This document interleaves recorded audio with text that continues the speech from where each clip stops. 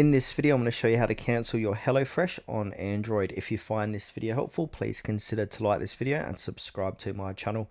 In saying that, let's just jump straight into the video. Okay, so the best way to do this is to head on over to your Google Play Store. Then from here, go ahead and click onto your account. Then inside of here, we want to go ahead and click onto payments and subscriptions. Now in payment and subscriptions, click onto subscriptions. And now this is where all your list of active subscriptions are going to appear.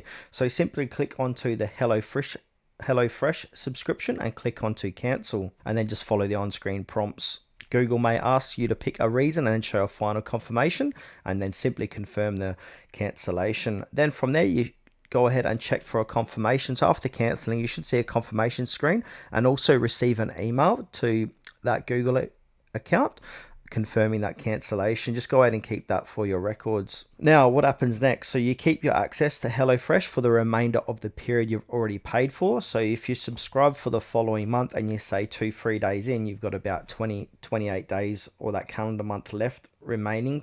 Now, in some cases, you might be able to get a refund. I suggest contacting their customer support team and asking for a refund if you're only 1 or 2 days into your next subscription.